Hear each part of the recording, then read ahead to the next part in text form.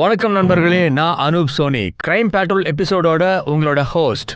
இந்த எபிசோடுக்கு நான் உங்க எல்லாரையும் வரவேற்கிறேன். இந்த கிரைம் பேட்ரோலோட பிளாக் ஹெட்லைன்ஸோட அத்தியாயம் இது ஒரு கருப்பு அத்தியாயம்னு சொல்லலாம். உலகத்துல இருக்கிற கீழ்த்தரமான செயல்களுக்கு இது ஒரு எடுத்துக்காட்டா இருக்கும். நினைச்சாலே நெஞ்சு பதறுது. ஒரு சின்ன வயசுக்காரனுக்கு காசு சம்பாதிக்க ரொம்ப அவசரம். அதனாலதான் அப்படி ஒரு சம்பவத்துக்கு ஒத்துழைப்பு கொடுத்திருக்கான். அது அவனை எங்கேயோ கொண்டு போய் விட்டுடுச்சு. இப்ப கேள்வி என்னன்னா, எந்த மருந்து மாத்திரையும் இல்லாம வாழ்க்கைக்கும் ஆரோக்கியத்துக்கும் நல்லது நடக்கிறதுக்கு இது சரியான வழிதானா?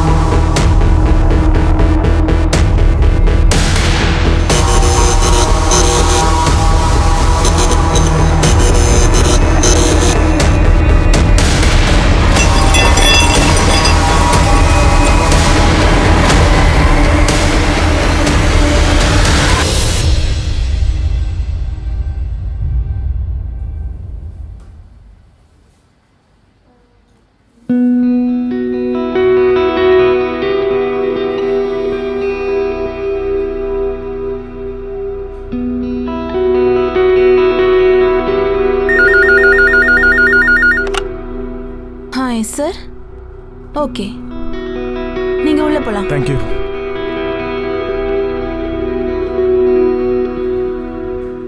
Excuse me ma'am. Yes? இது உங்களுக்காக தான். Thank you.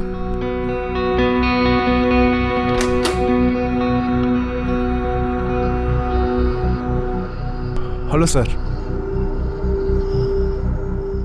சார், அது இந்த தடவை அந்த மல்டிவிட்டமின் ப்ரிஸ்கிரிப்ஷனுக்கான லிஸ்ட் இன்னும் கம்ப்ளீட் ஆகல சார்.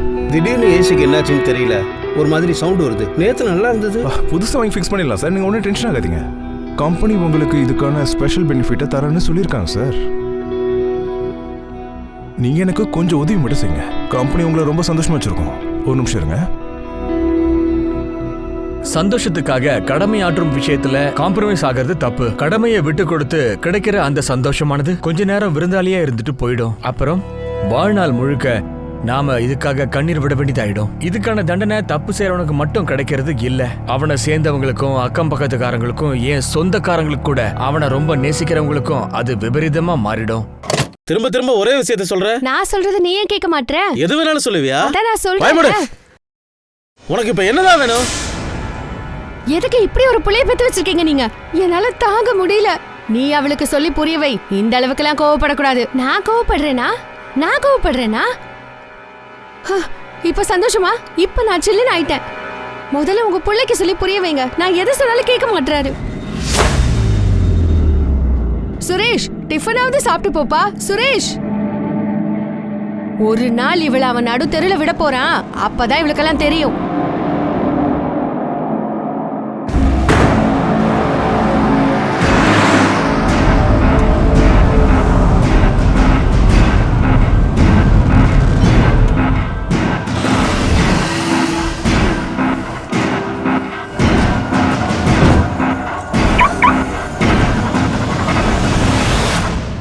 வக்கீல் சார், அடுத்த ஹியரிங் பத்தி உங்ககிட்ட ஏதாவது அப்டேட்ஸ் இருக்கா?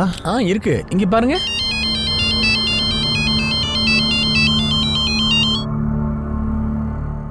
ஓ அப்படியா? எனக்கு என்ன தோணுதுன்னா, அந்த ரெண்டாவது பாயிண்ட்டை நம்ம ப்ரெசென்ட் பண்ணா நல்லா இருக்கும். அப்பதான் நம்ம கேஸும் இன்னும் ஸ்ட்ராங்கா இருக்கும், நம்ம ஜெயிக்கிறதுக்கான சான்சஸும் இருக்கும். நீங்க டென்ஷனை விடுங்க, நான் பாத்துக்கிறேன். என்ன சுரேஷ், டைம் கேட்கலாமா? எனக்கு என்ன தோணுதுன்னா, நெக்ஸ்ட் டேட் இதே மாசத்துல இருந்துச்சுன்னா ரொம்ப நல்லா இருக்கும். நானும் ட்ரை பண்றேன் சார். இருந்தாலும் நீங்க இத சார் டீ வேணாம் போ.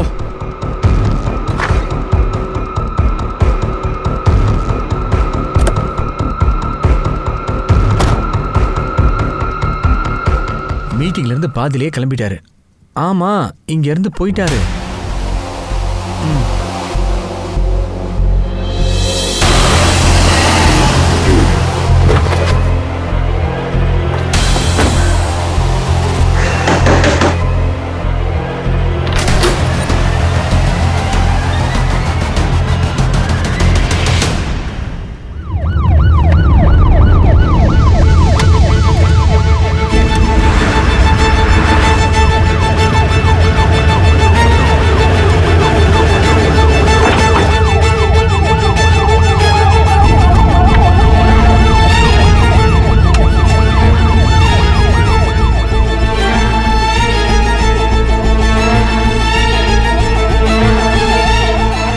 இந்த வண்டி ரொம்ப நாளா இங்க தான் நிக்குது போல இருக்கு.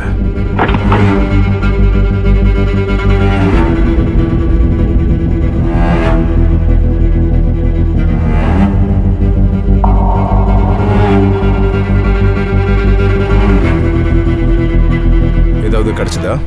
இல்ல சார், நமக்கு தேவையானது எதுவும் இல்ல. இந்த நம்பர் யார் பேர்ல ரெஜிஸ்டர் ஆயிருக்குன்னு ஆர்டிஓல கன்ஃபார்ம் பண்ண. Okay sir. ஓகே சரி.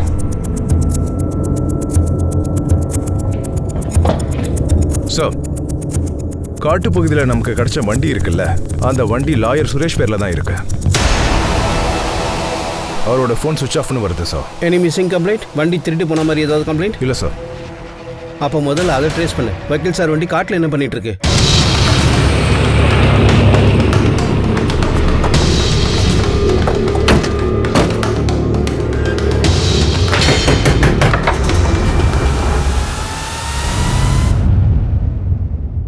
மிஸ்ஸஸ் ரேட்கர், ஓ ஓ, அவங்க யாரு? அவ நேஹா, என் தங்கச்சி பொண்ணு. இங்க தான் தங்கி இருக்கா. சுரேஷ் ரேட்கர் உங்களோட? அவன் என் பையன்தான். என்னாச்சு? அதை தான் நான் உங்ககிட்ட கேட்கலான்னு வந்திருக்கோம். சிட்டிக்கு வெளியில இருந்து அவரோட வண்டி கிடைச்சிருக்கு. வண்டி கிடைச்சிருக்கா? அவன் நல்லா தானே இருக்கான். அதை தெரிஞ்சுக்க தான் நாங்களே இங்க வந்திருக்கோம். அவன் கடந்த 5 நாளா வீட்டுக்கு வரவே இல்ல, ஃபோனும் பண்ணல. நான் நினைச்சேன் அவன் வேலை விஷயமா நாசிக் பூனே போயிருக்கான். கொஞ்ச நாளா உங்க புள்ள வீட்டுக்கும் வரல, அவன் காலும் பண்ணல, நீங்களும் அவனை தேடி கண்டுபிடிக்க முயற்சியும் பண்ணல. அவன் மிஸ்ஸிங்கை பத்தி நீங்க போலீஸ் கிட்ட கம்ப்ளைண்ட்டும் பண்ணல. அவர் உங்ககிட்ட சொல்லிட்டு தானே போயிருப்பாரு. இந்த காலத்து பசங்க அம்மா கிட்ட என்னத்த சொல்லிட்டு போறாங்க? கல்யாணம் ஆயிடுச்சு, பக்கத்துல அழகான பொண்டாட்டி இருக்கான்னா அம்மா நிலைமை அவ்வளவுதான். எனக்கு நல்லா தெரியும். அவ பண்ண டார்ச்சர்ல தான் அவன் வீட்டை விட்டு ஓடிட்டான் போல. என் புள்ள ரொம்ப பொறுப்பானவன். என் புருஷன் போனதுக்கு அப்புறம் எல்லா பொறுப்பையும் அவன் தான் பாத்துக்கிறான். அப்புறம் பிசினஸ கூட வேற லெவல்ல கொண்டு போயிட்டான். அப்புறம் என் மருமக எப்ப பார்த்தாலும் அவனை படுத்துறது, எப்ப பார்த்தாலும் அவ அண்ணன் தம்பின்னு சுத்த வேண்டியது. அவளுக்கு தான் 2 அண்ணன் தம்பி இருக்காங்களே, அவளுக்கு கல்யாணம் பண்ணி வைக்க வேண்டியது கூட ஏன்? சுரேஷ் இந்த வீட்ல இருந்து என்னைக்கு போனாரோ அன்னைக்கு வீட்ல ஏதாவது பிரச்சனையா? அன்னைக்கு காலையிலேயே கச்சேரி ஆரம்பிச்சிட்டாளே. நேஹா கிட்ட சண்டைக்கு வந்துட்டா. நேஹா அம்மா கிட்ட நீ பேசுறியா இல்ல நான் பேசவா? ஏன், என்ன பிரச்சனை? அவனெல்லாம் எந்த பொண்ணு கல்யாணம் பண்ணிக்குவா? எப்போ பார்த்தாலும் டென்ஷன், ஒழுங்கா வேலைக்கும் போகிறதில்ல, ஒவ்வொரு மாதமும் ஒவ்வொரு புது வேலைக்கு போகிறான். என்னங்க சொல்றீங்க நீங்க? அவன் என்னோட தம்பி, அவனுக்கு பேட் டைம் போயிட்டு இருக்கு. நீ நேஹா கிட்ட இதை பற்றி எதுவும் கேட்டியா? நேஹா கிட்ட பேச என்ன இருக்கு? அவன் நம்ம வீட்டுல நம்ம இடத்துல தங்கிட்டு இருக்கா. போது நிறுத்து. நேஹா, நீ இவ தம்பிய கல்யாணம் பண்ணிக்கிறதுக்கு பதிலா செத்து போயிடலாம். ரோஹித் பெரிய ரோஹித், தினேஷ் தான் பெரிய ஆளு. நேஹா அவளுக்கு புரிய வை. பிறந்த வீட்டு கவலையே தள்ள சொல்லு. புகுந்த வீட்டுக்கு வந்துட்டால, புருஷனையும் அவ குடும்பத்தையும் பார்க்க சொல்லு. அப்புறம் என்னன்னு தெரியல, இந்த விஷயத்தினால 2 பேருக்கும் பெரிய சண்டை வந்துருச்சு. இப்போ என்ன தாண்டி வேணும் உனக்கு? என்ன மாதிரி புள்ளைய நீங்க பெத்து வச்சிருக்கீங்க? உங்க மருமக, உங்க பேர் என்னது? நிக்கிதா. எங்களுக்கு அவங்க கிட்டயும் கொஞ்சம் பேச வேண்டியது இருக்கு. அவங்க வீட்ல இல்லையா? அவ 3 நாளா அவங்க அம்மா வீட்டுல போயிருக்கா. இந்த 5 நாள் உங்களுக்கு ரேஞ்சர் கிட்ட இருந்து கால் வந்துச்சா? பணம் கேட்டு காலா? இல்ல, எனக்கு எதுவும் கால் வரல. உங்க பையன் காணோன்னு கம்ப்ளைண்ட் கொடுக்குறீங்களா? ஆஹா, கண்டிப்பா எழுதணும். சுரேஷ் காணாம போன அன்னைக்கு என்ன கலர் ட்ரெஸ் போட்டிருந்தாரு? அவ எப்பவுமே ஆபீஸ்க்கு போகும்போது என்ன ட்ரெஸ் போடுவானோ அதான் போட்டிருந்தான். ஓகே, நிக்கிதா வந்ததும் அவங்கள ஸ்டேஷனுக்கு அனுப்பி வைங்க.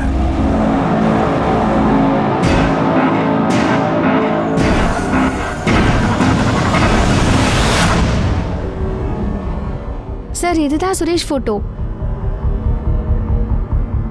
எனக்கு அதை ஃபார்வர்ட் பண்ணுங்க. ஓகே. உங்களுக்கும் சுரேஷ்க்கும் எப்படி கல்யாணம் ஆச்சு?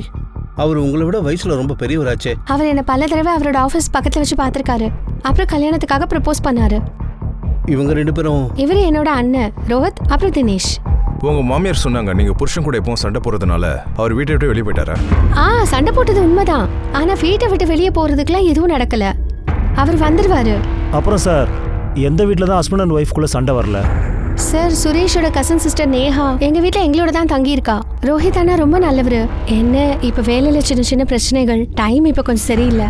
அவங்க 2 பேருக்கும் கல்யாணம் ஆயிடுச்சுன்னா எல்லாமே சரியாயிடும். அப்புறம் தினேஷ் அண்ணா சுரேஷோட ஃபர்ம்ல தான் வேலை செய்யறாரு. அவங்க என்ன வேலை கொடுக்குறாங்களோ அது ரொம்ப சரியா செய்யறாரு. எந்த தப்பும் நடக்காது. சுரேஷ் அண்ணா எந்த உதவியும் பண்ணல. அவருக்கு உன்ன மாதிரி ஒரு பொண்ணு கிடைச்சிருக்குல்ல. உங்க மாமியார் தான் சொன்னாங்க பெட்ரூமுக்கு போனதும் உங்க சண்டை இன்னும் பெருசாயிடுச்சா? சார், அது என்னோட பர்சனல் மேட்டர். உங்க புருஷன் கடந்த 5 நாளா மிஸ்ஸிங். அவரோட வண்டி காட்டு பகுதியில் கிடைச்சிருக்கு. இப்ப அது பர்சனல் கிடையாது, ஒரு மிஸ்ஸிங் பர்சன் கேஸ். மேடம், அப்படி எதுவுமே நடக்கல. அவர் என்னையும் வீட்டையும் விட்டுட்டு போற அளவுக்கு எதுவும் நடக்கல. அவர் வந்துருவாரு. உங்களுக்கு ஏதாவது கால் வந்துச்சா? ஐ மீன் பணம் கேட்டு ஏதாவது கால்? இல்ல எனக்கு எந்த காலும் வரல. ஆனா அத்தைக்கு வந்திருக்கான்னு எனக்கு எதுவும் தெரியல. சுரேஷ் எதையாவது நினச்சி டென்ஷனாக இருந்தாரா? ஏதாவது ப்ராப்ளம் இருந்துச்சா? ஆமாம் சார். அது அபிஜித் லாயர் சார், அவரோட பிஸ்னஸ் பார்ட்னர். மீட்டிங்லேருந்து பாதியிலே கிளம்பிட்டாரு. ஆமாம், இங்கேருந்து போயிட்டாரு. சரி, ஓகே, நீங்கள் எல்லாரும் இப்போ போகலாம். இதை மிஸ்ஸிங் கம்ப்ளைண்ட்டாக எடுத்துக்கிட்டு நாங்கள் எங்கள் விசாரணையை ஆரம்பிக்கிறோம். Thank you sir. திடீர்னு அந்த ஆள் காணாமல் போய் 5 நாள் ஆகுது. வீட்டில் இருக்கிற பொம்பளைங்க அதை பெருசாக கண்டுக்கவே இல்லை. சார், ஃபாரன்சிக் ரிப்போர்ட் படி பார்த்தா வண்டிக்குள்ள அடிதடி, ரத்தக்கரை அந்த மாதிரி எதுவுமே இல்லை. வண்டி டேமேஜ் ஆன காரணமும் இதுவும் தெரியல. வண்டியை ரொம்ப ரிலாக்ஸாக அந்த இடத்துல போய் பார்க் பண்ணியிருக்காங்க.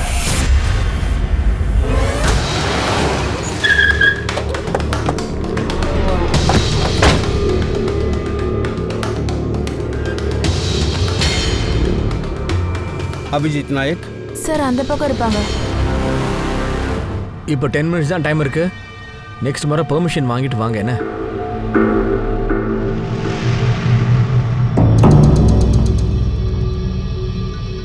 சுரேஷ் எங்கே போனாலும் தெரியாதுங்க.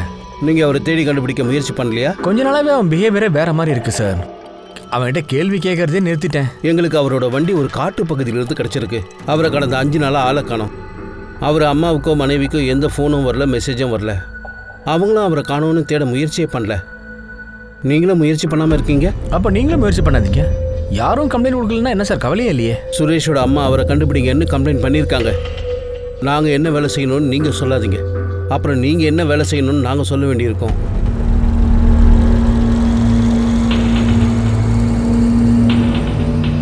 இன்ஸ்பெக்டர், 2 நாளைக்கு முன்னாடி ஒரு கால் வந்துச்சு. அட்வொகேட் அபிஜித் பேசுகிறேன். அந்த சுரேஷ் என்கிட்ட தான் இருக்கான். அவனை உயிரோட பார்க்கணுன்னா 25 லட்ச ரூபாய் ரெடி பண்ணுங்க. உங்களுக்கு ஒரு கிட்னாப்பர் கால் பண்ணியிருக்கான். ஆனால் நீங்கள் யார்கிட்டையும் சொல்லாமல் இருக்கீங்க. கிட்னாப்பர் எதுக்காக உங்களுக்கு கால் பண்ணணும்? நானும் அதே தான் கேட்டேன். எதுக்காக எனக்கு கால் பண்ணுறேன்? எனக்கு லேடிஸ் கிட்ட பேசுகிற பழக்கம் இல்லை. ஆனால் எனக்கும் அதுக்கு என்ன சம்மந்தம்? நீ அவனோட பார்ட்னர் தானே, நீ தான் பணத்தை ரெடி பண்ணி கொடுக்கணும். ஏய், இங்கே பாரு, நீ தப்பாக புரிஞ்சுட்டு பேசுகிற. எனக்கும் ஏய், பணத்தை ரெடி பண்ணுறா, நான் மறுபடியும் கால் பண்ணுவேன். ஹலோ, நான் சொல்லிட்டேன் எந்த பணமும் தரமாட்டேன்னு. எனக்கும் அவனுக்கு எந்த சம்மந்தமும் இல்லை. பங்கஜ் சார், முதல்ல இந்த அபிஜித்துக்கு தான் கிட்னாப்பர்கிட்ட கால் வந்திருக்கு. அந்த காலை ட்ரேஸ் பண்ணு. இந்த கேஸ் ரொம்பவே விசித்திரமாக இருக்குது. சுரேஷ் காணாமல் போயிருக்கான், யாருக்கும் எந்த கவலையும் இல்லை. பொம்பளைங்க ஆளாளுக்கு சண்டை போடுறாங்க. பார்ட்னர் அவ்வளோ செல்ஃபிஷாக இருக்கான். கிட்னாப்பர்கிட்டேருந்து கால் வந்தால் யாராவது இவ்வளோ சுலபமாக எடுத்துக்குவாங்களா? ஒருவேளை கிட்னாப்பர்கிட்டேருந்து வந்த கால் அபிஜித்தோட சதி வேலையாக இருக்கலாம்ல? 25 லட்சம் வாங்கலாம்னு நினச்சிருப்பானோ? கேம் பிளேயராகவும் இருக்கலாம்ல? இவன் மொத்த ஜாதகத்தையும் கலெக்ட் பண்ணு. சுரேஷோட கால் ரெக்கார்ட்ஸ் எல்லாம் கலெக்ட் பண்ணு. அந்த ரிப்போர்ட்டோட ஸ்டேட்டஸ் என்னாச்சு? உறவுகள் ஒருத்தருக்கு ஒருத்தர் உயிரை கொடுத்து காப்பாற்ற வேண்டியவங்க உயிரையே எடுக்க துணிஞ்சிட்டாங்க. சுரேஷோட உறவு ரொம்ப வித்தியாசமா இருக்கு. அவனோட அம்மா, அவனுடைய மனைவி தன்னுடைய திமிரான செயலால இவன் காணாம போனதுக்கு அப்புறம் கூட இவனை யாரும் தேடவும் இல்ல, இவன் மேல அக்கறை செலுத்தவும் இல்ல. தேடி கண்டுபிடிக்க முயற்சி கூட பண்ணலன்னா பாருங்க. அவன் பார்ட்னரும் அதே தானே பண்ணான். ஆனா ஏன் அப்படி? சுரேஷ் இவங்க யாருக்குமே தேவையில்லையா? இல்ல சுரேஷ் இவங்க எல்லாரையும் வெறுத்து ஒதுக்கிட்டானா? ஒருவேளை வேண்டான்னு முடிவெடுத்துட்டானா? இல்ல அவனையும் எங்கேயாவது ஓடி?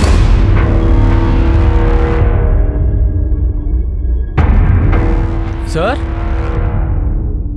இன்னைக்கு மட்டும் உங்களுக்கு டைம் இருக்கா? சார் ஒரு நிமிஷம். அன்னைக்கு ஒரு நாச்சு, அது உங்ககிட்ட சொல்லணும். இன்னொரு விஷயமா? ஆமாம் சார், இன்னொரு விஷயந்தான். மறுபடியும் கால் வந்ததா? இல்லை சார். இங்கே பாரு தினேஷ், இதெல்லாம் என்னால் பண்ண முடியாது. இந்த பேப்பர்ஸ் யாருக்கு வேணும்? சார், நிகிதாவுக்கு தான் வேணும், வேற யாருக்கு? என்னையா சொல்கிறேன்? நிகிதாக்கு டிவோர்ஸா? ஏன் சார், அவள் டிவோர்ஸ் பண்ணணும்னு நினைக்கிறா, அதனால தான். அவள் என்ன சொன்னான்னா, இந்த விஷயத்தை பற்றி மாமாவுக்கு எதுவும் தெரியக்கூடாதுன்னு சொல்லியிருக்கா. நிகிதா டிவோர்ஸ் பேப்பர் கேட்டாளா? எஸ், அவள் ஃபேமிலி மெம்பர்ஸ் எல்லாருக்கும் தெரியும். இதுக்காக தான் அவளை வச்சு பணம் பறிக்க பார்க்குறாங்க. இந்த இன்ஃபர்மேஷன் ஃபால்ஸ் இல்லையா வக்கீல் சார்? ஆனால் சார், நிகிதா டைவர்ஸை பற்றி எதுவும் சொல்லவே இல்லையே. சுரேஷோட அம்மாவுக்கு இதை பற்றி ஏதாவது தெரியுமா? விஷயம் அந்த அளவுக்கு போயிடுச்சு. ஆனா எனக்கு எதுவும் தெரியலையே. என்னோட பையனுக்கு எதுவும் ஆயிடாது இல்ல சார். நான் அபிஜித்துக்கு கால் பண்ணிக்கிட்டே இருந்தேன். ஆனா அவ சொல்றா அவனுக்கு எந்த காலும் வரலன்னு. அவங்க ஆஃபீஸில் ஒரு கான்ஸ்டபிளை போஸ்ட் பண்ணியிருக்கோம். ஏதாவது கால் வந்துச்சுன்னா உங்களுக்கு உடனே தகவல் வரும்.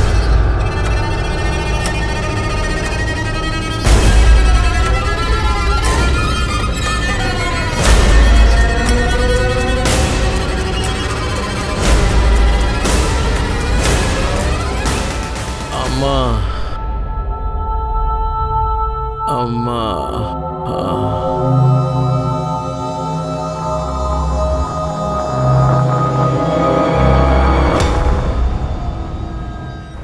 ரோஹித், தினேஷ், இதில் உங்களோட பிளான் தானே? என்ன பிளான் சார்? உனக்கு தான் நல்லா தெரியும்ல நிக்கிதா.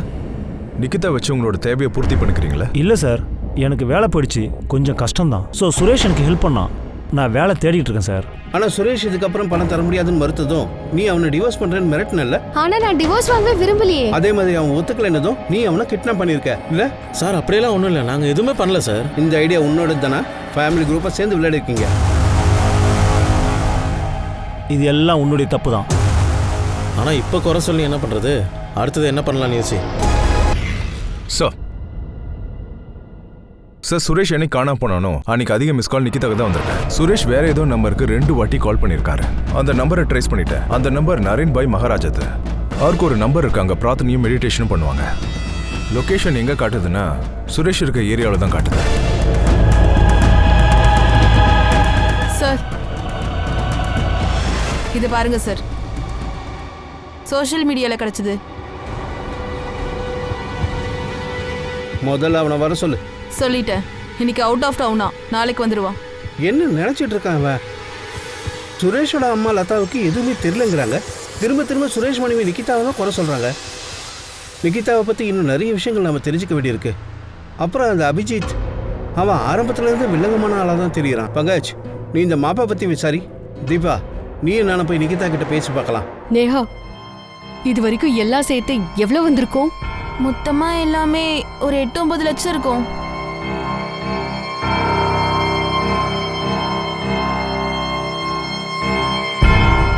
சார், நீங்க ஒன்றும் கவலையே படாதீங்க சார், ஃப்ரீயா இருங்க. அடுத்த டேட்டுக்குள்ள கேஸை முடிச்சிடலாம். ஒரு நிமிஷம். ஹலோ. ஹலோ அபிஜித், நான் தான்ப்பா சுரேஷோட அம்மா பேசுறேன். சொல்லுங்க, என்ன திடீர்னு கால் பண்ணிருக்கீங்க? மறுபடியும் யாராவது உனக்கு கால் பண்ணாங்களாப்பா? அதாவது அது வந்து அந்த கிட்னாப்பர்ஸ் யாராவது? இல்லம்மா, இது வரைக்கும் கால் வரல. கால் வந்திருந்துச்சுன்னா நானே உங்களுக்கு சொல்லியிருப்பேனேம்மா. நானும் கால்க்காக தான் காத்திருக்கேன்.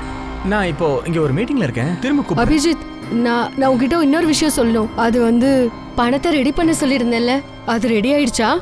இங்க பாருங்கம்மா, பணம் நம்ம கூப்பிடும்போது எதிர்க்க வந்து நிக்காதுமா. நானும் அரேஞ்ச்மெண்ட்ஸ் பண்ணிக்கிட்டு தான் இருக்கேன். நீங்க தப்பா நினைக்காதீங்க.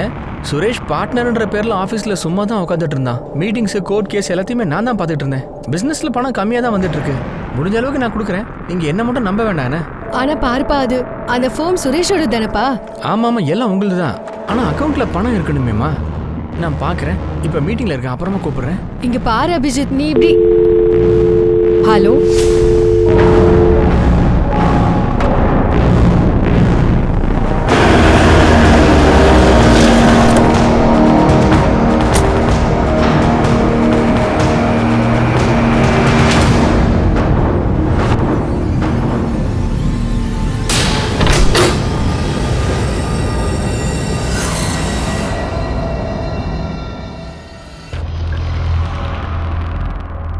நரேன் சார், இவர் சுரேஷ் ரெட்கார். இவர் 5 நாளாக மிஸ்ஸிங். இவர் உங்களுக்கு தெரியுமா? ஆமாம், இவர் எனக்கு நல்லாவே தெரியும். ரெகுலராக இங்கே வந்து போகிறவர் தான். கொஞ்ச நாளைக்கு முன்னாடி கூட வந்தார். இங்கே வந்து அவர் என்ன பண்ணுவார்? ரொம்ப டென்ஷனாக இருப்பார். வாழ்க்கையை வெறுத்து போன மாதிரி பேசுவார். மைண்ட் ஃபுல்லாக ஒரே கன்ஃபியூஷன்ஸ், ஒரே பதட்டம். ஏன் அப்படி என்னதான் ஆச்சு? அவர் ஒரு பிரச்சனைக்கு தீர்வு தேடிக்கிட்டு இருந்தார். திரும்ப திரும்ப கேட்டுகிட்டே இருந்தார். ஒரு உறவை மெயின்டைன் பண்ணுறதுக்காக நம்ம ஏதாவது தப்பான வேலையை செஞ்சுட்டா அதனால் ஏதாவது பாவம் வருமானு கேட்டார். அப்படின்னா அவருடைய மைண்டில் என்ன இருந்துச்சுன்னு அதை பற்றி எனக்கு தெரியாது. உங்களுக்கு நரேன் பாய் மகாராஜா தெரியுமா? இல்லைங்க. உங்கள் புருஷன் அவரை பார்த்து அடிக்கடி கேட்பாராம். உறவை மெயின்டைன் பண்ணுறதுக்காக தப்பாக ஏதாவது செஞ்சா அதனால பாவம் வருமானு கேட்டிருக்காரு. அதுக்கு என்ன அர்த்தம்? உங்களுக்கு ஏதாவது புரியுதா? எனக்கு தெரியல. உங்கள் குடும்பத்தோட உறவை மெயின்டைன் பண்ண தான் அவர் ரொம்ப ட்ரை பண்ணியிருக்காரு. ஏன்? இதை பற்றியாவது உனக்கு தெரிஞ்சிருக்கும்ல? எங்களுக்குள்ள அந்த மாதிரி எதுவும் இல்லை. நாங்கள் கொஞ்ச நாள் ஒன்றா இருந்தோம், அவ்வளோதான். ஆனால் இதை பார்த்தா அப்படி தோணவே இல்லையே. பழைய காதலன் திரும்ப வந்துட்டான். சுரேஷ் நடுவில் வந்து மாட்டிக்கிட்டான். அதனால அவனை உங்கள் வழியிலிருந்து விளக்கலான்னு எல்லாரும் பிளான் பண்ணீங்கல்ல? நீங்கள் என்ன சார் சொல்கிறீங்க? எங்களுக்குள்ள அந்த மாதிரி எதுவும் இல்லை. எனக்கும் சுரேஷ்க்கும் நடுவில் ரிலேஷன்ஷிப் ரொம்ப நல்லா இருந்துச்சு. அதே மாதிரி நீ டிவோர்ஸ்க்கு அப்ளை பண்ணல? அப்படி சொல்லி நான் அவரை மிரட்ட பார்த்தேன். எதுக்காக? அதாவது என் பேச்சு அவர் கேட்கணும். உனக்கும் நிகிதாக்கும் அஃபேர் இருந்துச்சுல, கல்யாணத்துக்கு அப்புறம் கடந்த சில நாட்கள் மறுபடியும் ஆரம்பிச்சிருக்கல்ல. நீ என்ன நினைச்சிருக்க? இதெல்லாம் சரி பண்ண ஒரே ஒரு வழிதான் இருக்கு. சுரேஷ் உங்க ரூட்ல இருந்து எடுத்துடலாம்னு நினைச்சீங்க. முதல்ல எவிடன்ஸ் கொண்டு வாங்க சார், அதுக்கப்புறமா நான் பதில் சொல்கிறேன். கோர்ட்டுக்கு வெளியில் இல்லை, கோர்ட்டுக்கு உள்ளே வச்சு பதில் சொல்கிறேன். நான் நிகிதாவை வேணா மீட் பண்ணுறேன், ஆனால் எனக்கும் ஏற்கனவே கல்யாணம் ஆயிடுச்சு sir. My wife is beautiful than Nikita. நீங்க பாரு அபிஜித், எனக்காக இதை மட்டும் செய், நான் அப்புறம் உங்ககிட்ட கண்டிப்பா எதுவுமே கேட்க மாட்டேன். இங்கே பாரு, இந்த ஃபார்மில் கோல்மால் வேலையெல்லாம் பண்ண முடியாது. அண்ட் ஒன் மோர் திங், இந்த ஃபார்ம் உன் ஹஸ்பண்ட் பேரில் தான் நடந்துக்கிட்டு இருக்கு, என் பேரில் இல்லை. அபிஜித், எனக்காக நீ இது கூட செய்ய மாட்டியா? அவன் அந்த வேலையை செஞ்சிடறேன்னு தான் சொல்லியிருக்கான். ஆனா எப்போ? உனக்கு என்ன அவ்வளோ அவசரம்? ஒரு வேலை தான் சொன்னோம், எத்தனை மாசம் ஆச்சு? சைடில் நிப்பாட்டு, நான் இறங்கணும்.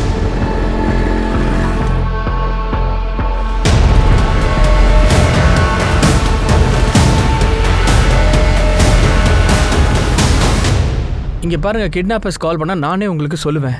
நீங்கள் ஏன் ஆஃபீஸ்க்கு வந்து ஏன் மேடம் உட்காடுறீங்க? கிளைண்ட்ஸுக்கு முன்னாடி நல்லா இருக்காது. நான் சொல்கிறது கேட்குதா இல்லையா மேடம்? அபிஜித்துக்கும் மோட்டிவ் இருக்கு. ஆஃபீஸ், பார்ட்னரோட மனைவி, சுரேஷ் மட்டும் இங்கேருந்து நீக்கிட்டா எல்லாத்தையும் சொந்தமாக்கலாம்ல. கிட்னாப்பர்கிட்ட இருந்து ஒரே ஒரு கால் தான் வந்திருக்கு, அதுவும் அவனுக்கு தான். எந்த நம்பர்லேருந்து கால் வந்துச்சு அதை பற்றி எந்த தகவலும் இல்லை. சார், எங்க இருந்து கார் கிடைச்சதோ, எங்க போன் சுவிட்ச் ஆஃப் ஆச்சோ, அது அலக் நகர்ல இருக்கு. அக்கம் பக்கத்துல இருக்க சிசிடிவி ஃபுட்டேஜ்லாம் செக் பண்ணிட்டேன். அங்க ஒரு பெட்ரோல் பங்க்கும் வழியில ஒரு பஸ் ஸ்டாப்பும் இருக்கு. அங்கதான் இந்த ஆளை பார்த்தேன். யார் இவன்? சரி, இவன் சுரேஷ் வண்டியில இருந்தான். சரி, இவன் உட்கார்ந்த கொஞ்ச நேரத்துக்கு அப்புறமா தான் சுரேஷ் போன் சுவிட்ச் ஆஃப் ஆயிருக்கு. இவன் ஃபோட்டோவை சர்க்குலேட் பண்ணு, அந்த ஏரியாவில் இவனை பற்றி விசாரிங்க. சரிங்க சார். சார்,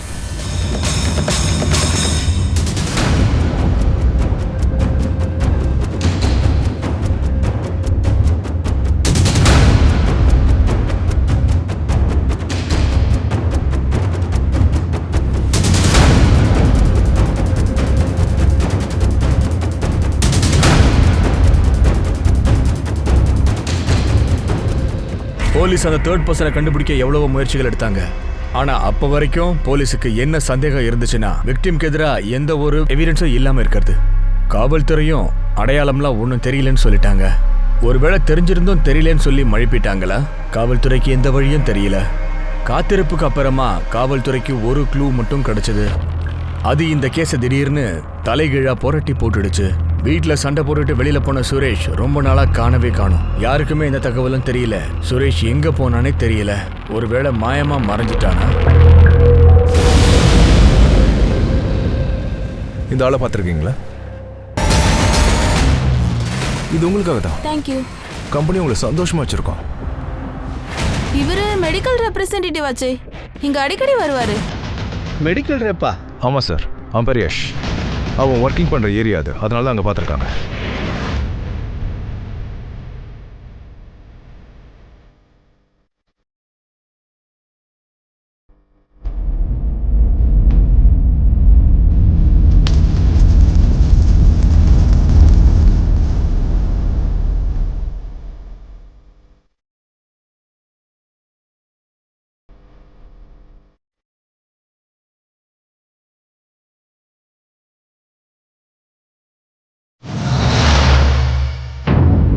ஆமாம் சார், நான் இவர்கிட்ட லிஃப்ட் கேட்டேன். ஆதர்ஷ் நகர்லேருந்து கோயில் நகர் கிட்ட. இந்த ஆள் அன்னையிலேருந்து மிஸ்ஸிங், கிட்னாப் பண்ணியிருக்காங்க. இவர் பேர் சுரேஷ். அவன் நீங்க தங்கியிருக்க? ஓகே எனக்கு. அப்போ ஆதர்ஷ் நகர் எதுக்கு போனேன்? சார், ஆக்சுவலி நான் ஒரு எம்ஆர். ஸோ அது சம்மந்தமாக டாக்டர்கிட்ட ஒரு மீட்டிங் இருந்துச்சு, அதனால தான் நான் ஆதர்ஷ் நகர் போனேன். நீங்கள் வேணால் டாக்டர்கிட்ட ஃபோன் பண்ணி கேளுங்களேன், அங்கே ஒரு கிளினிக் இருக்கு. திரும்ப வரும்போது நான் ரொம்ப நேரமாக பஸ்ஸுக்காக வெயிட் பண்ணிக்கிட்டு இருந்தேன். பஸ் எதுவும் வரல, அதனால தான் அவர்கிட்ட நான் லிஃப்ட் கேட்டேன்.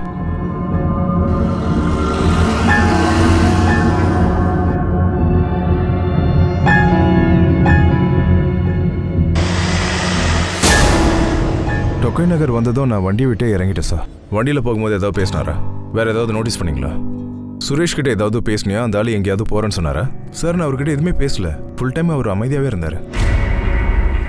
போலீஸ் இந்த கேஸில் ஒரு டெட் எண்டுக்கு வந்துட்டாங்க. யாருக்கு எதிராகவும் எந்த எவிடன்ஸும் இல்லை. எந்த ஐ விட்னஸும் இல்ல. சுரேஷை பார்ட்னரா வச்சு அவனுடைய அம்மா லதா மற்றும் சுரேஷின் மனைவி நிகிதா எல்லாருமே சஸ்பெக்ட் லிஸ்ட்ல தான் இருக்காங்க. போலீஸ் கிட்ட இவங்களுக்கு எதிராக எந்த எவிடன்ஸும் இல்ல. ஆனா யஷை பத்தி கேட்டீங்கன்னா அதுக்கு வாய்ப்பு இருக்கலாம். யஷ் எதிர்பாராம தப்பான இடத்துல தப்பான ஆளுங்க கிட்ட சேர்ந்துட்டான். ஆனா அவன் தான் சுரேஷை கடைசியா பார்த்த ஒரு நபர். சோ அவனும் இப்போ சந்தேக லிஸ்ட்ல வந்துட்டான். போலீஸ் அவனை கண்காணிக்கவும் ஆரம்பிச்சிட்டாங்க.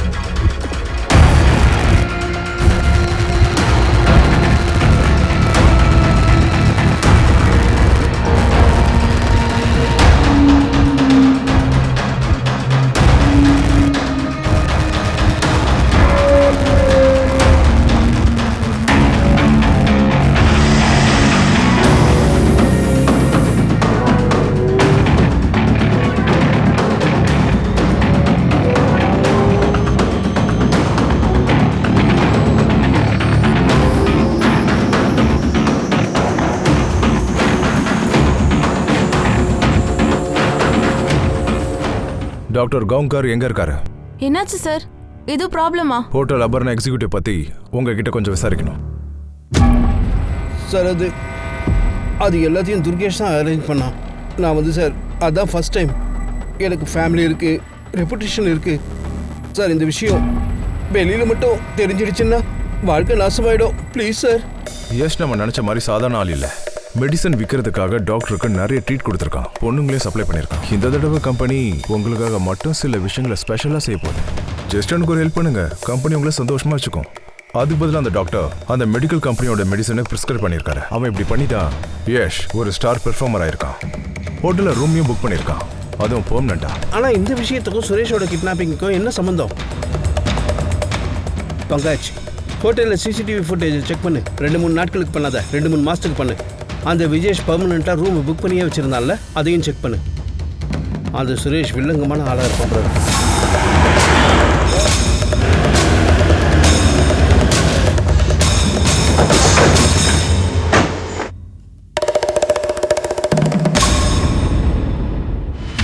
இந்த ஆள் இங்கே வருவானா? ஆமாம் சார். இவன் எந்த ரூமில் தங்கியிருக்கானோ அந்த சாவி கொடுங்க. Okay sir.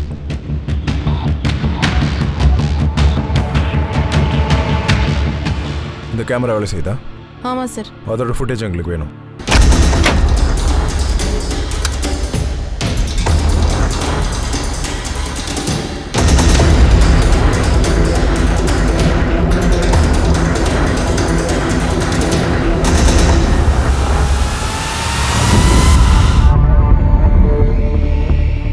சார், யஷ் எப்பவும் ஒரே பொண்ணை தான் கிளைண்ட் கிட்ட அனுப்பிச்சு வச்சிருக்கான். அந்த பொண்ணு பேர் மாயா. சார் ப்ளீஸ் எங்கள் வீட்டில் இருக்கவங்களுக்கு இதெல்லாம் சொல்லிடாதீங்க. அவங்களுக்கு இதெல்லாம் எதுவும் தெரியாது. உனக்கு யஷ் எப்படி தெரியும்? அவர் ஒரு மெடிக்கல் ரெப்ரசன்டேட்டிவ். கொஞ்ச நாளைக்கு முன்னாடி என்னை பார்க்க வந்தான். அவனுக்கு சில டாக்டர் ஃப்ரெண்ட்ஸ் இருக்கிறதா சொன்னான். ஒருவேளை நான் அவங்க கூட கொஞ்சம் டைம் ஸ்பெண்ட் பண்ணால் நிறைய பணம் தரேன்னா. அமௌண்ட் பெருசுன்றதுனால நான் ஒத்துக்கிட்டேன். சரி, அப்போ இந்த ஆள் யஷ் தான் கூப்பிட்டு வந்தானா? இல்லை சார், இந்த ஆளை வேற ஒரு எம்ஆர் தான் அனுப்பி வச்சாரு. எனக்கு ஒரு விஷயம் ஞாபகம் இருக்கு. இவர் கொஞ்சம் வித்தியாசமா இருந்தாரு. தொடர்ந்து நீ யோகாசனம் பண்ணணும். சுகத் நாராயணன் பாய் என்ன சொல்லியிருக்காருன்னா 14-15 தடவை மெடிடேஷன் பண்ண சொல்லியிருக்காரு. அதோட அந்த எனர்ஜியும் ஃபீல் பண்ணணும்னு சொல்லியிருக்காரு. நீங்களே அந்த எனர்ஜியாக மாறிடுங்கன்னாரு. இப்படி பேசிட்டே தான் இருக்க போறீங்களா என்ன சார்? மோட்சத்துக்கான மார்க்கம் அது உன்ன மாதிரியான ஆளுங்களுக்கெல்லாம் புரியாது. ஆத்மாவோட சத்தத்தை நீ என்னைக்காவது கேட்டிருக்கியா? இந்த உலகத்திலேயே துக்கத்துக்கான காரணம் எங்கடி கவனிச்சிட்டு இருக்க? நான் உனக்கு 2 மணி நேரத்துக்கான பணம் கொடுத்துருக்கேன். 2 மணி நேரத்துக்கு நான் சொல்றதை கேட்டுதான் ஆகணும். என் வார்த்தையில ஃபோக்கஸ் பண்ணு. என்கிட்ட தான் பேசணும். இன்னும் நிறைய விஷயங்கள் செய்ய வேண்டியது இருக்கு. ஆனால் இப்போ கொஞ்ச நேரத்துக்கு முன்னாடி சொன்ன எல்லா கிளைண்ட்ஸும் யஷ் வழியாக தான் வருவாங்கன்னு. இதை பாருமாயா, யாரையும் காப்பாற்றணும்னு ட்ரை பண்ணாத. இல்லை சார், நான் போய் சொல்லலை. யஷ்க்கு முன்னாடி இன்னொரு எம்ஆர் இருந்தான். ஆக்சுவலி அவன் தான் யஷ் எனக்கு இன்ட்ரோ பண்ணான். கொஞ்ச நாளைக்கு அப்புறம் அவனை காணோம், அதனால யஷ் டேக் ஓவர் பண்ணிட்டான். அப்புறம் கொஞ்ச நாளைக்கு அப்புறம் அதே எம்ஆர் இந்த ஆளை என்கிட்ட கூட்டிட்டு வந்தான். அவன் நம்பர் ஏதாவது உங்ககிட்ட இருக்கா? இந்த புது மொபைல் உங்ககிட்ட எப்படிடா வந்துச்சு? எப்படி வந்துச்சு? நீ பணத்தை திருடி இருக்கல? திருடியா நீ? என்னடா உங்க அப்பன் ஜெயில கிடக்குறான், நீயும் ஜெயிலுக்கே போடா. நீ இப்படி எல்லாம் சொன்னா கேட்க மாட்டேன். எந்திரிடா, எந்திரி, வாடா, வா என் கூட.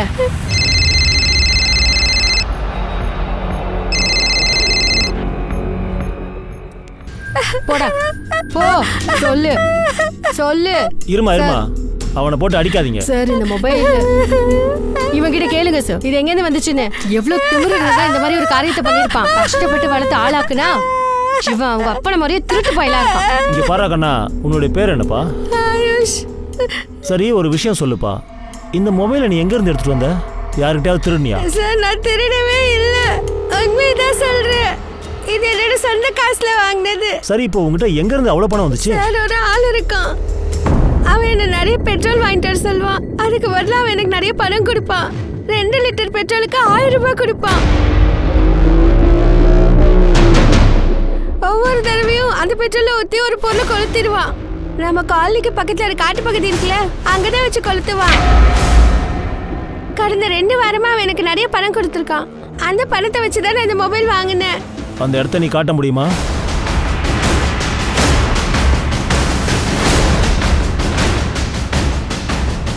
எந்த இடம் தம்பி? அதான் அந்த இடத்துல.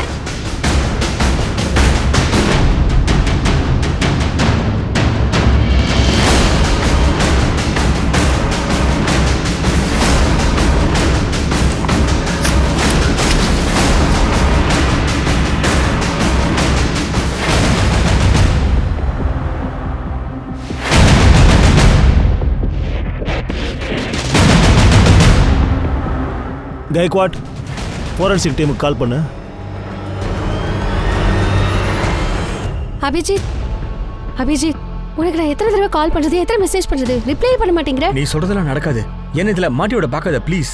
இப்போ என்ன பிரச்சனை? என்னன்னா நான் இதெல்லாம் செய்ய விரும்பலன்னு சொல்றேன். நீ தான் ஓகே சொன்னல, இப்போ திடீர்னு என்ன ஆச்சு? நான் இதெல்லாம் செய்ய விரும்பல, விட்டுரு. நீ இங்க இருந்து போ, இங்க இருந்து தள்ளி போ. அபிஜித், நான் சொல்றத கேளு. நான் எதுவும் கேட்க விரும்பல, கிளம்பு. அபிஜித், அபிஜித்.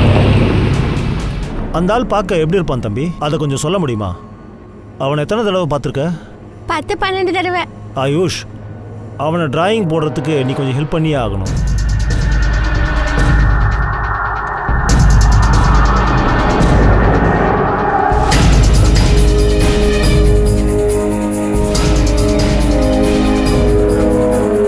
சார், கிராந்தி சௌக் போலீஸ் ஸ்டேஷன்ல ஒரு விசாரணை போயிட்டு இருக்கு. இந்த ஆளோட ஸ்கெட்சை ரெடி பண்ணிருக்காங்க.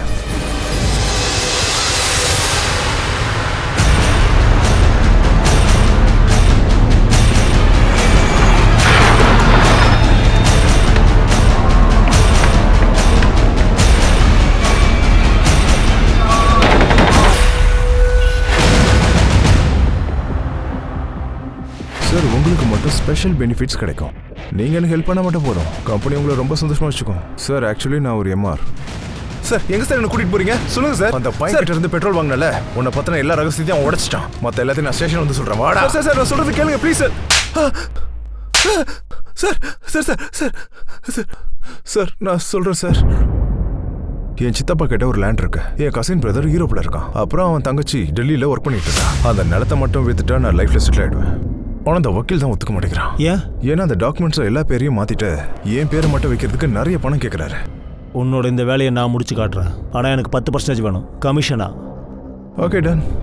ஆனா இந்த அளவுக்கு கோல்மால் வேலை செய்யறதுக்கு ரொம்ப திறமையான வக்கீல் தேவை. ஏன்னா இந்த நிலத்தோட பேப்பர்ஸ்ல கோல்மால் பண்றதுலாம் அவ்வளவு பெரிய விஷயம்லாம் கிடையாது. யாரையாவது கிட்னாப் பண்ணிடலாம். சுரேஷ் ஆஃபீஸில் இல்லாத நேரத்தில் அவன் பார்ட்னர்கிட்ட சொல்லி பேப்பர் ரெடி பண்ணிடலாம். கிட்னாப்புக்கு நிறைய பணம் செலவாகல. அப்புறம் நாங்கள் கிட்னாப்பிங்க்கு பிளான் பண்ணோம்.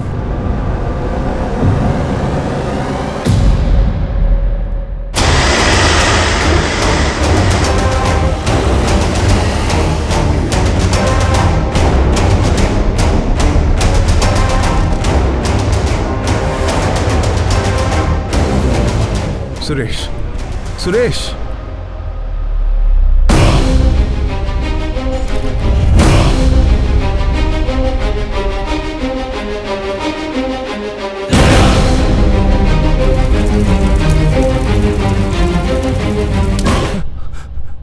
சார் நான் இதை ஒன்றும் தனியா பண்ணல. வேற யாருடா?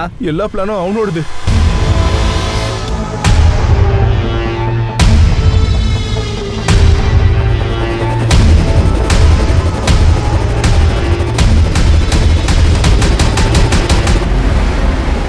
ஆமா சார், நான் ரோஹித்தோட பொண்டாட்டி தான். ஆனா போன வருஷம் தான் எங்களுக்கு டிவோர்ஸ் ஆச்சு. இப்போ எனக்கு ரோஹித்துக்கு அவனோட ஃபேமிலிக்கும் எந்த சம்மந்தமும் இல்லை. அப்புறம் என்ன ஆச்சு? அதை எப்படி சொல்றதுன்னு தெரியல. என்ன இன்னைக்கு திடீர்னு ஹோட்டலுக்கு கூட்டிட்டு வந்திருக்கீங்க? திடீர்னு என்னாச்சு? ஏய் இங்க பாரு, நீ ஒரு 2 நிமிஷம் இங்க அமைதியா உட்காரு, நான் போய் அட. ஃப்ரெஷ் அப் ஆயிட்டு வந்துடுறேன். சரியா? அட, என்ன விஷயம் சொல்ல? இரு.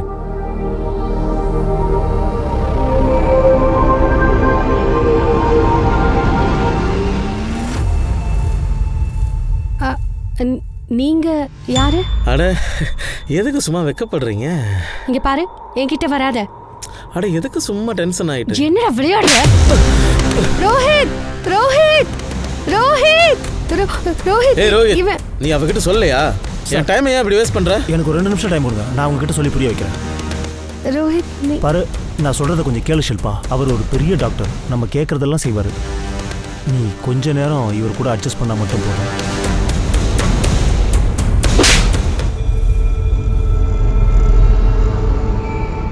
அதுக்கப்புறம் நான் அவனோட ரிலேஷன்ஷிப் எல்லாத்தையும் கட் பண்ணிட்டேன்.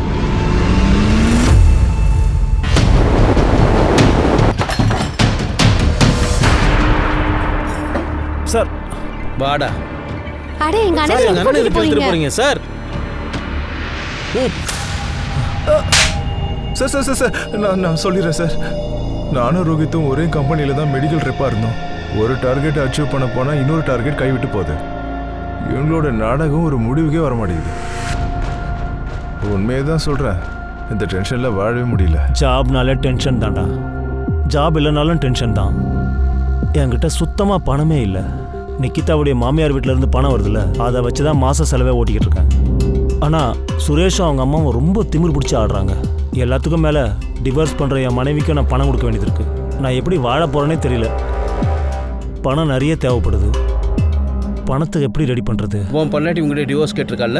சுரேஷோட அப்பா டிவோர்ஸ் கிடைக்கிறதுக்கு உன் பொண்டாட்டிக்கு ஹெல்ப் பண்ணியிருக்காரு. அது உன் மனசில் இருந்திருக்கு. வாய்ப்பு தேடிக்கிட்டு இருந்த அந்த ஒரே காரணத்துக்காக தான் நீ சுரேஷை கிட்னாப் பண்ண. சார், நாங்கள் 2 பேரும் பெரிய ப்ராப்ளமில் இருந்தோம். எங்களுக்கு பணம் ரொம்ப ரொம்ப தேவைப்பட்டுச்சு. என் வேலையை என் கையை விட்டு போயிடுச்சு சார். என்னுடைய ரெக்கார்ட் டேமேஜ் ஆனதுனால எனக்கு எங்கேயுமே வேலை கிடைக்கல. அப்புறம் நானும் யாஷும் ஈஸியாக எப்படி பணம் சம்பாதிக்கலான்னு யோசித்தோம். என் சித்தப்பா கிட்ட ஒரு நிலம் இருக்கு. என் கசின் பிரதர் யூரோப்பில் இருக்கான். அப்புறம் தங்கச்சி டெல்லியில் ஒர்க் பண்ணிட்டு இருக்கா.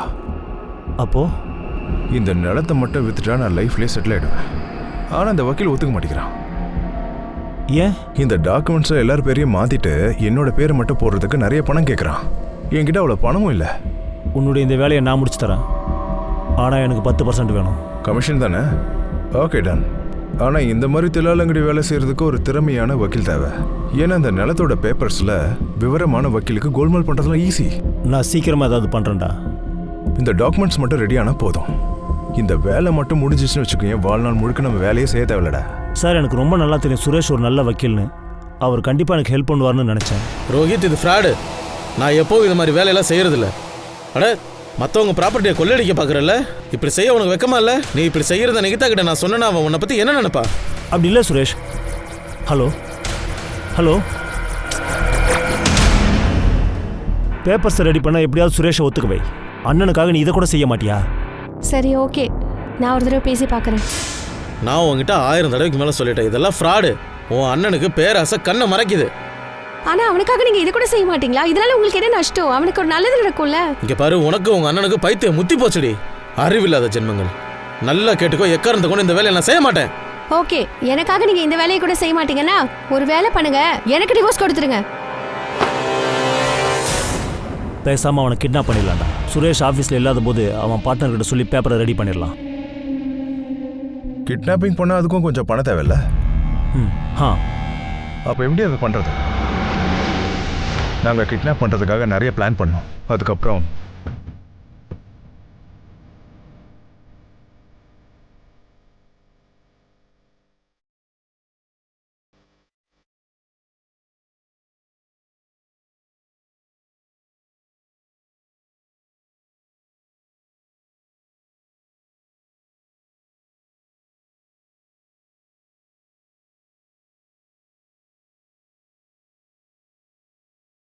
மா இந்த மருந்தை 2 வேளைக்கு கொடுக்கணும். 2 இன்ஜெக்ஷன் 2 தடவை. நான் சொன்னது புரியுதாம்மா? நண்பா அவங்க செஞ்சிருவாங்கல்ல? அட நீ டென்ஷன் ஆகாதப்பா, அவங்க செஞ்சிருவாங்க. மா 2 இன்ஜெக்ஷன் 2 தடவை. சரியா? இந்த புடி வா.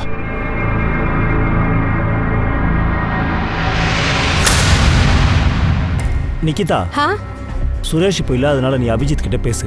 அந்த பேப்பர்ஸ் மட்டும் ரெடி ஆயிடுச்சுன்னா யாஷ் எனக்கு வேலை தேடி கண்டுபிடிக்கிறதுக்கு ஹெல்ப் பண்ணுவான். அபிஜித்தா? ஆமா, நீ சொன்னா முடியாதுன்னு சொல்ல மாட்டான்.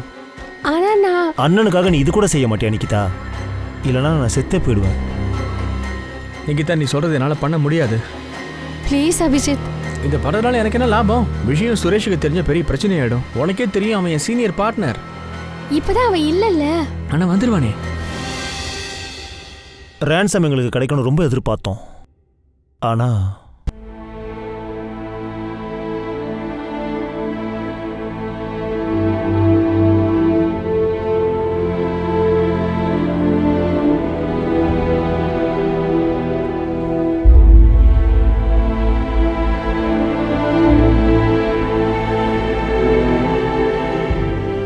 மெடிக்கல் ப்ரொஃபஷனோட டார்க் சைடு இந்த கேஸை பத்தி பேசும்போது வெளியில வந்துருச்சு.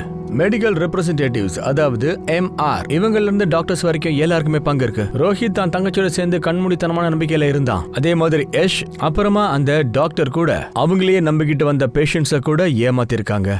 இந்த கதை ஒரே ஒரு குற்றத்தை பேஸ் பண்ணது இல்ல. உறவுகள்ல நம்ம ஆளுங்களை நம்மளே கண்மூடித்தனமா நம்மனா என்ன ஆகுன்றத காட்டுது. ஒவ்வொரு தொழிலையும் நல்லவங்க கெட்டவங்க எல்லாருமே இருப்பாங்க. மெடிக்கல் ப்ரொஃபஷன்லயும் அதே மாதிரி தான். ஆனா இந்த ப்ரொஃபஷனால நிறைய பேருக்கு பெரிய ஆபத்துக்கள் ஏற்பட்டிருக்கு. ஒரு நல்ல ப்ரொஃபஷனுடைய பேரே கெட்டு போச்சு. நாம முக்கியமா மெடிக்கல் பிரிஸ்கிரிப்ஷன் அப்புறம் மெடிக்கல் டெஸ்ட் விஷயத்துல கேர்ஃபுல்லா இருக்கிறது நல்லது. உங்களுக்கு ஒரு சந்தேகம் கூட இருக்கலாம், டாக்டர்ஸ் நிறைய மருந்து மாத்திரையெல்லாம் பிரிஸ்கிரைப் பண்றாங்களே, அதெல்லாம் நம்ம கண்டிப்பா ஃபாலோ பண்ணணுமா இல்ல வேண்டாமா? ஆனா அதுக்காக நாம எடுத்ததுக்கெல்லாம் அடுத்தவங்களை சந்தேகப்படணுமா? ஆனா நம்ம யாரையுமே கண்ணை மூடிட்டு நம்பிடக்கூடாது, அவ்வளவுதான்.